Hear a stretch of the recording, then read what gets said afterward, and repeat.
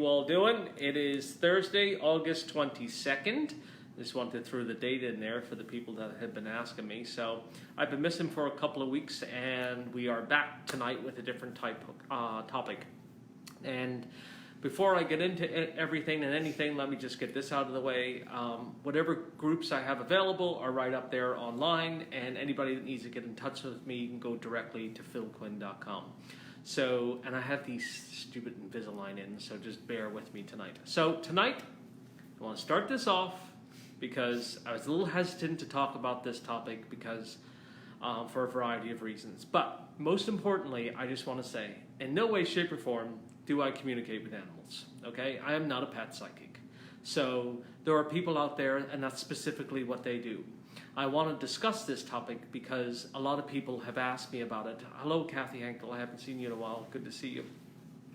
A lot of people ask me about this topic and how it works and how animals come in and out of their lives. So what I thought I would do, or talking to Isaac about it, was how I would explain to you how this works. So we're talking about soul animals, and they're a little different than spirit animals. Spirit animals, Phil, again, knows nothing about. Soul animals, totally different story, and this is what we're dealing with on tonight.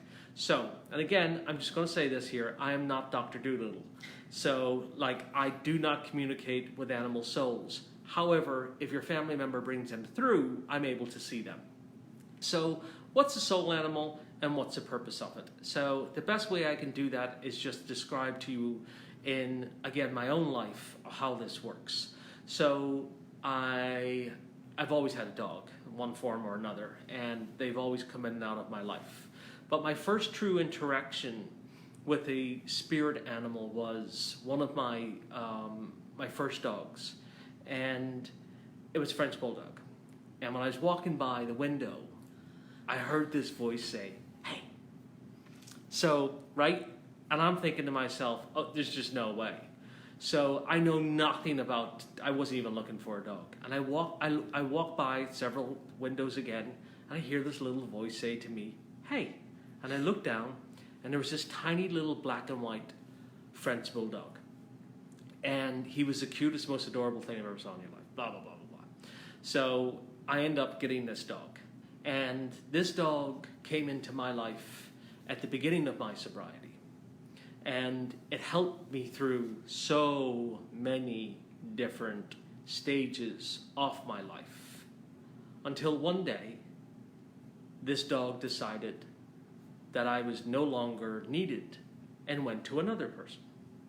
Literally, my dog left me for my neighbor. It was over. And I'm going to explain to you why these things happen. So it was over. He just didn't come over to the house one day. We were leaving the house, one house, going to my house, and he wouldn't come. And I looked at him and I said, "Do you want to stay here?" And he's never returned ever since.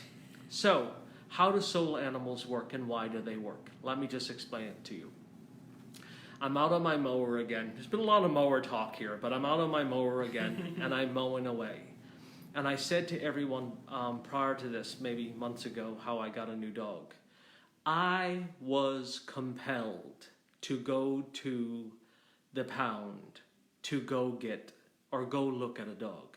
But in the interim, I'd already been looking at a dog from a separate breeder.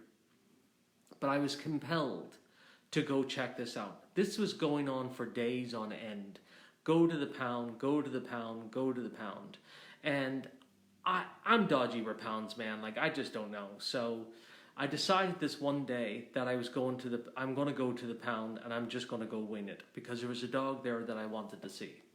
I've always had pit bulls. I will always have pit bulls. I love them. I've had a Rottweiler. I love brachiocephalic dogs. It's just the way I am. I've been very good. I've been very fortunate with them. So it was this dog. Her name was Butterfly. I was going to go see her. She was a white pit bull, and I knew she needed a different type of handler.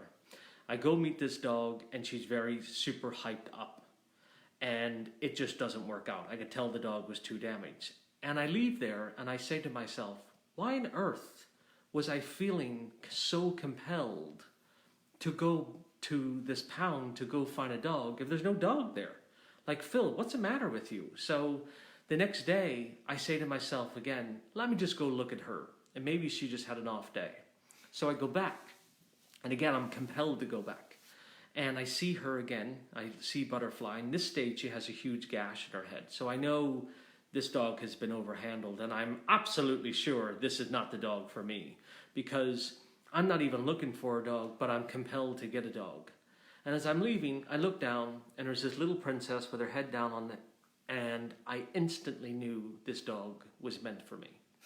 And she had a little red nose, and her name's Olivia. She's on my Facebook and stuff. And she's brown and white. But I was absolutely positive this dog was for me. But I didn't need a dog. See, that's the whole thing here. So I couldn't figure out why on earth I would need this. So I called Jasper up and I said, honey, I need you to come out here. I need you to come look at this dog. We don't need a dog. Why are you looking at a dog? Just come out here. Come look at a dog. But I had a plan. Because as you all know, my mother's is ill, blah, blah, blah. And I heard that I knew that an animal could be very therapeutic. So he sees the dog, yada, yada, yada. We fall in love with her. But I knew the dog wasn't for me. So as much as she loves us, and as much as she is connected to us, she was meant for my mother. Because this dog has transformed my mother's entire life. This dog communicates with my mother. My mother communicates with the dog all day long. They talk, they chat away. She overfeeds the dog no matter how much I say don't do it. So it is. And what it did was this soul animal lifted the person's spirits. Isaac says soul animals come into your life no matter what form the animal is, at a time of your life when you most need it. Why it's sadness, why it's happiness, why it's a loss, whatever it may be. But these soul animals come in and out of your life when you need it most. And they're not in the form of humans. Because what we need is something gentle, something loving, something caring, something rewarding. And these soul animals are specifically designed for you and often sent by guides to come to you in the moment of need. This could be a stray cat that shows up, a dog that shows up. This could be rescuing a horse. This could be doing many, many things, whatever your connection is with these animals. But it's a profound connection. Like you could have 5 dogs, but one of them you're super tight with. And versus the other ones are just, you love them, but there's just this one animal. Now, how does that work? What happens then after these things take place? What happens after the passing of your animal? Well, the soul animal knows that it's here for a short period of time because it knows that it's only able to live for so long.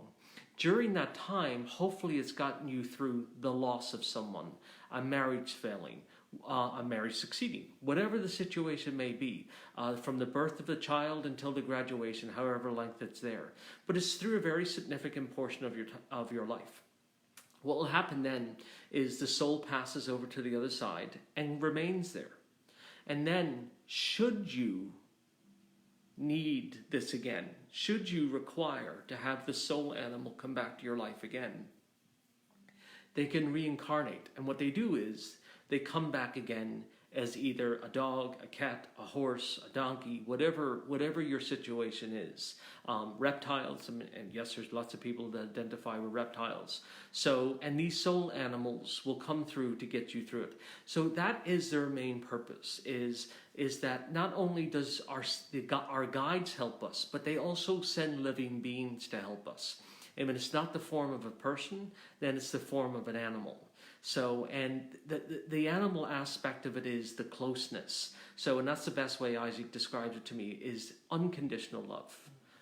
No matter what happens, you have this endless, unconditional love. Go ahead, babe, I see your hand. So, when you choose your animal, is it always meant for you? So, when you choose the animal, is it always meant for you? Yes, the soul animal is called into your life.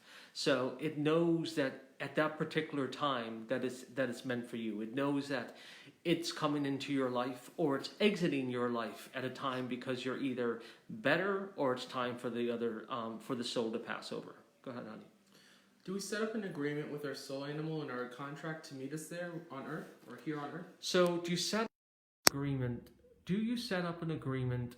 Oh no. So here's the great part about this. Soul animals aren't agreements because, again, they're sent by guides. So it's not like you do this when you're coming here with your friends. And a lot of people don't understand that, or don't understand that, they wouldn't know this, is They're sent to you by your guides. Your guide says, oh, okay, things are not going well. Let's send something into their life to lift their spirits. Let's send something into their life that is going to be emotionally beneficial. So let's send something into their life that's going to waken up their soul a bit. So it's your guide doing that. It's not the soul animal doing that. The guide is sending that in, or your family member sending that in. But mostly guides are the ones that dominate the soul animal process. Go ahead, babe. Rob asks or says that his dog has Cushing's disease. I think that's how you pronounce it. Cushing's disease. Yep. So how do I know when it's time for him to go?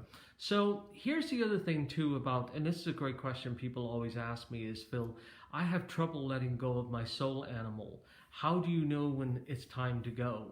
And it's one of those things is it's really the owner has to come to terms with this here.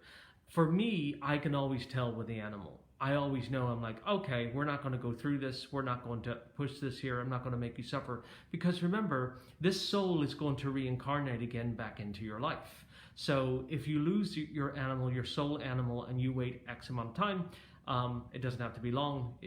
Again, because animals are born so fast, the same soul can jump back into a new body and come right back to you. Go ahead, babe. Timothy Tang wants to know, do soul animals work the same way as soul mates? That's a great question.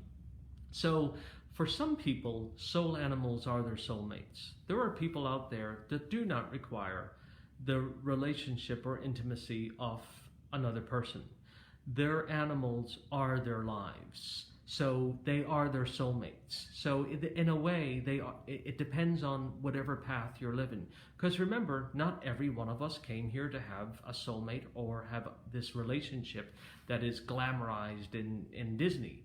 So many of us came here because we had soul work to do. And some of us required humans to do that soul work, and some of us require animals to do that soul work, like vets. That's a perfect example. So vets are a perfect example of what soul animals would come through and what they would be connected with. So like they came here for a certain purpose and they were going to help with those particular things, meaning like take care of them and things like that. Go ahead, babe. Marianne wants to know, do you believe animals are waiting for us in heaven? So good question. When you pass over, are your animals over there waiting for you? And 100% yes. So that's the beauty of this here. When you pass to the other side, anything that you had in your life is going to be on the other side waiting for you. So your family, your animals, anything that you knew is all on the other side waiting there for you. So, and there's people that may be on here and say, I got no connection with no animals. And that's perfectly fine, because you would have connections with humans. So, and they are your animal. So in one form or another. But a soul animal is really interesting because it comes into your life when you least expect it. A soul animal will pop in and when you most need it. And it is unmistakable when it happens. You could have 5 dogs throughout your life and never really fall in love until you meet your soul animal. And then you instantly say to yourself, this connection I have with this animal is just unbelievable. Like I do everything with it, I can communicate with it, I can talk to it. And that's the difference. That's how you know. Go ahead, babe. Agata wants to know, do soul animals reincarnate as the same animal? Could one be a dog in one life and be a cat in another? Correct. They don't come back they don't have to come back as the same animal. However, if you're a dog lover and not a cat lover or vice versa, they're always going to come back to the animal that you like. So someone's just asking me, and Maggie's just asking me, hi Maggie, is the Rainbow Bridge real? And the answer to that question is absolutely. I'm not really sure why it is, but that's what I've witnessed, is this rainbow bridge when animals pass over. Now, what I can tell you is that when I've had to go through the process of letting go of one of my dogs, or now several of my dogs throughout the years, what happens is something pretty fascinating. It's pretty cool, actually. And I know everyone's going to be like, Phil, how can you say it's pretty cool? But I'll just tell you what I see, and maybe you think, well, it'll be cool, or maybe you'll think it's sad. But I'll just shoot you straight because that's how I do these shows. So when in the past, when I've had to put my Rottweiler, for example, that almost killed me when I had to put him to sleep. So, and they give him a sedative, and he's laying down on his little mat and with his sedative. And then as they administer the medication to stop his heart. He had cancer all the way through him. And as soon as his heart stopped, this is the coolest thing ever. I see him get up. He looks young. He walks away from me. He turns back. He looks at me, and he keeps walking with Isaac. And next minute, he crosses over that rainbow bridge. And that was the first time that I'd ever seen it. So, and it was truly spectacular. My dumbass just thought it was a rainbow. I had no idea of this whole concept of the rainbow bridge when it came to animals or anything like that. So I didn't even occur to me because, again, I hadn't explored this portion of I deal with souls. So I didn't explore this portion with animals. But when I lost Buddha, who was my Rottweiler, and a lot of people who know me from back in the day knew I had this big Rottweiler. When I saw him pass over, that's when I knew animals passed over. And it was truly, truly awesome to see him just go back to his youth and happiness. And I've had that dog come back to me twice. And I'm telling you right now, he's alive in a French Bulldog. Because this French Bulldog thinks he's a Rottweiler. Go ahead, honey. Corinne asks, when your pet passes, is it possible that you are drawn to another pet that is possibly a reincarnation of your past pet? Great question, Corinne. Is it possible that when your pet passes, are you drawn to another pet because it's a reincarnation of your other animal? And the answer to that question is 100% yes. What the soul does is the soul animal jumps into a new body. If you're out looking for a dog or a cat or whatever it is for you, or a bird, then you will feel absolutely pulled towards this animal because you're going to know it's the best fit for you. So it's and when you have that connection, your gut just tells you this is what's for you. Go ahead, babe. Ashley wants to know, can animals be sent to prepare us for other parts of our life? Great question. Does an animal come into your life to prepare you for other parts of your life? 100%. And not only does it prepare you for the other part of your life, it gets you through certain parts of your life. But that's really what the animal is doing. In one form or another, it's either teaching you to be responsible or it's helping you through the emotional states that are going on with you. So it's and it's quite fascinating for anybody that has a connection with these animals. Not only does it give them purpose, but it gives them such a bond that it just opens up your chakras in an entirely different way. And again, if you don't have a connection with animals, don't think there's something wrong. Understand that having a connection with people is much harder than having connection with animals. So if you master that, God bless you. So go ahead, Jasper.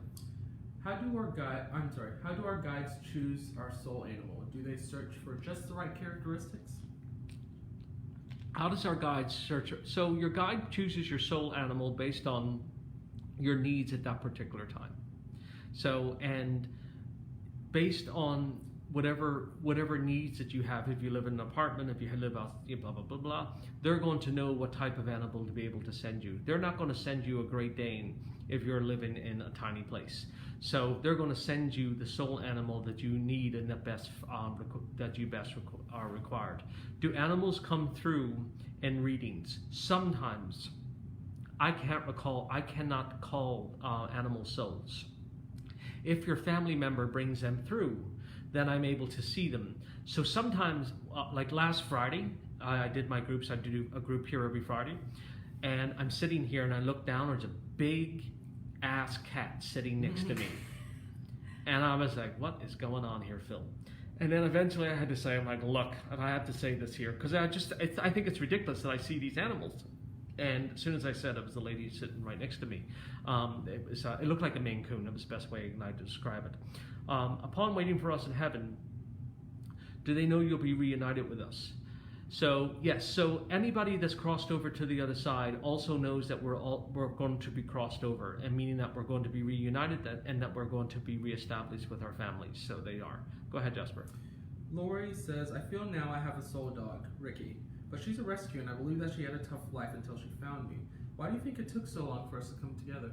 Because that's the great part about soul animals, is not only do they rescue you, but you rescue them. So your paths have got to do this in order for it to work. Just like when I went in on the Friday, I didn't find Olivia, but when I went in on the Saturday, there she was. And literally, they got a new shipment of dogs in from Texas.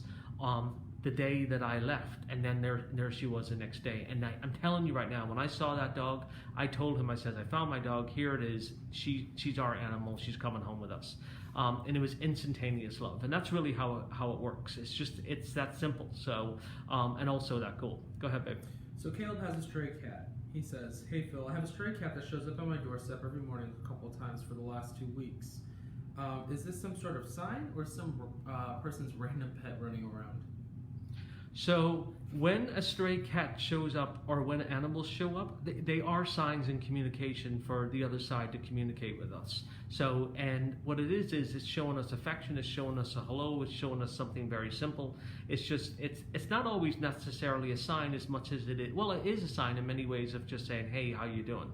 So I just read your comment there, Jessica Rossman, and I do remember all of that way back in the day. Go ahead, babe. Donna wants to know, I would love to dream of a dog that's passed, but it never happens. Why? So, you know what? Here's one of the things also. I've never dreamt of my pets either that have passed over. And the main reason is because they recycle so fast. So, and when I say recycle, they come in and out of your life so fast. Here's the thing, you may not need it. So the animal goes to someone else in your family. So it constantly is coming back, these soul animals. They're not just sitting around. So you may go 5 years, 10 years, you don't require a new animal. You may go a year, you may go less time, but these animals are constantly coming in and out of your life or in and out of your family's lives, depending on what's happening. So that's really how this works. So it's kind of hard to answer that question, but they're always around you and they're always going in and out of there. Go ahead, babe. Barbara wants to know, Phil, if you have a reading with a person, do you or can you receive messages from the person's soul animal to give to that person? See, here's where it goes. This is what I was worried about. All right, guys, listen. I don't talk to animals. I can't. And here's why. Even if your guide told me that they wouldn't speak through the animal comes through and is here to comfort you on earth. It's here to soothe you on earth. It's here to help you through difficult times. It's here to help you through fun times. You know, we have a lot of fun with Olivia. She's a great dog. So it's, you know, it's up and down, but your guide would never come through and say the soul animal is saying this here. The soul animal's job is like your protector here on earth, not necessarily on the other side. That's why you have guides. Go ahead, babe. Maggie wants to know, do your guides or family members take care of your pets while they're on the other side? Oh, absolutely. So when our beloved pets do pass over, and it's heart-wrenching for anybody, but when they do pass over, they go to our family members, and our family members watch over them. They help look after them until you're ready to receive the animal back again. And what I mean by ready is either you're dealing with the emotional state and or you're getting ready for another phase of your life, and you may not be ready for another pet yet, so you're going to do this. Or you like, let's just say I'm using cats and dogs for argument's sake. You've had a dog in the past. This time it may come back as a cat because you can't get a dog in your new apartment, whatever the situation may be. Go ahead, babe. Mara wants to know, what understanding do animals have of the spiritual life/world? When they're on earth with us, can they sense spirits? Oh, yes. So here's the beautiful part about this here. The other side is very much able to interact with souls. So souls play with animals, and animals can see the other side. That's why you'll see them just either drift off or look up in the corner, or they'll just kind of like geek out, because they're picking up the energies that are going on around them. And it's one of the easiest ways for the other side to allow you to show you that they're in the room. All of a sudden they make a very calm animal just like bug out all of a sudden. And that's to show you, oh, I'm there and I'm witnessing you and I'm seeing you. Go ahead, babe. How's a soul animal different than an ordinary pet? Are they smarter or more instinctive? So how is a soul animal any different? So an ordinary pet, I've had an ordinary pet, man. I'm just like, eh, you know, I mean, like, you're fine. You know, you don't require much. But a soul animal talks to you. It's bright. It's in tuned. You know its every need. It knows your every need. It tells you what it wants. It'll cry for its food. It'll just like, all right, fine, I know what you want. Like a soul animal just is like on your level. And then you have your other pets, and you're like, it's you're like, okay, you're fine. But a soul animal, you're really psychologically in tune with. Like you can't think of not having that animal around you. Like it would just devastate you. And that's how you know with soul animals versus, it's okay that you have your little friends. Some are pretty, some are soul animals. So, but and I know everyone's going to say I love all my animals the same, but it's not like that. It's the connection. It's the absolute connection that you have, and there's a deep connection, and you just know whatever that animal needs, even if it's sick and it's not even showing you signs, you instantly can tell. So, and that's the beautiful part. Go ahead, babe. Karen wants to know if you can have multiple soul animals. Oh yes, you can have multiple soul animals. So there's you don't have to have one. So people who have multiple dogs or multiple animals can absolutely have multiple soul animals, depending on what you're doing. And again, these people working at pounds, these people doing a lot of service work, these people doing a whole lot of different things will have more than one soul animal, because remember, they love to bond to humans. Go ahead, babe. A guy that says, my dogs are very protective of me. Can they tell positive and negative people? Animals, cats, you name it, are awesome reads on people's energies. They can tell good from bad real fast. And now there's obviously dogs that or cats or animals that are going to be naturally suspicious of strangers, but they are great reads of people. I've often heard people say, should have listened to my dog, should have listened to my cat. They didn't like them from the beginning, so on and so forth. So, but they're perfect reads, because remember, every living thing gives off this energy, and when this energy is given off, it's picked up by every living thing around it, and that then translates into information. So if you're projecting fear, insecurity, whatever it is, the animal's going to read that. If the animal is doing that, and this is the big thing for people who have horses, like when you see the white of their eyes, don't go sticking your hand in there. Like things like that there. Like you have to be able to read this here. And hopefully if you're in tune with your energy, you're able to pick up the animal's energy and not be fearful of it and things like that. Go ahead, babe. So we have a couple of questions going around, some about squirrels, turtles. Here we go. I knew this was coming. Greg wants to know, do all animals have souls? Which Greg, Jasper? So, okay, so, all right, so do all animals have souls? 100%. So all animals have souls, and are you going to ask me, are they like human souls? Can a human soul come into an animal body? Absolutely not. Has no reason to. Its existence would be so tiny that it just wouldn't work. It just doesn't need to do that. So that's one. Go ahead, babe. I had 2 different dogs for 15 years. What happened to the squirrels? You asked them, do squirrels have souls? What about squirrels, Phil? They do not have souls. No. Just kidding. Yes, all living things have souls. Every living thing. Maureen wants to know, what about when you have several dreams of a past pet? My dog always shows up in my dreams, and she passed away 8 years ago. It's showing you that the animal's still guiding you from the other side and or watching over you from the other side. That's the cool part about a soul animal. It never leaves you. It never breaks away. It never ditches you. It stays there all the way through the journey. So all the way through your existence here on Earth. So, and again, you could go 15, 20 years without having an animal. My mother would rather do a lot of things than ever have an animal around her. She just does not like dog hair. She doesn't like cat hair. It's just her thing. And the fact that I brought this dog home almost gave the woman a nervous breakdown. And now they cannot be apart. So, and I only because I was compelled. I knew something was driving me to do this, and that's what I had to follow through on my gut as many times that we've talked about. Go ahead, babe. Do soul animals understand when we have to put them down?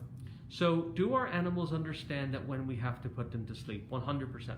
So, and they know that they're getting ready to cross over, and they know that they will be crossing over, and they know that it's okay that where they're going.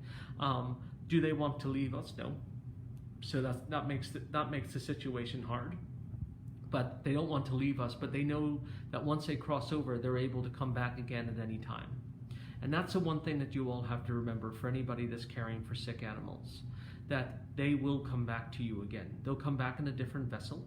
That vessel may surprise you depending on what it will be, but it will have a familiar sense to you that it was like the animal that was before. So it's vital that you understand that all these soul animals are coming in and out of your life for various reasons. So, and whatever you relate to as a soul animal is perfectly fine. It doesn't have to be a dog or a cat. It can be anything that you want. I know clients who have pigs as pets, but as long as the most important thing is you know your soul animal because you're like this. And hopefully this answers the question on what soul animals go. So if anybody else needs me, I will go to philquinn.com, and I don't believe I will see, I don't know if I'll be here next Thursday or not. So my head's a little scrambled because I'm still thinking about all these questions about soul animals. So I hope this answers your questions, and I will see you all again next week or the week after that. And for anybody that's trying to get a hold of me to have hour readings, guys, unfortunately I'm unable to do any more hours this year, so they're all booked out. I will be opening up some in 2020. I'm not sure what month yet. So right now I offer half-hour readings because I'm trying to get as many people in. I love you all as always, and I will see you again with a new topic. Take care. God bless.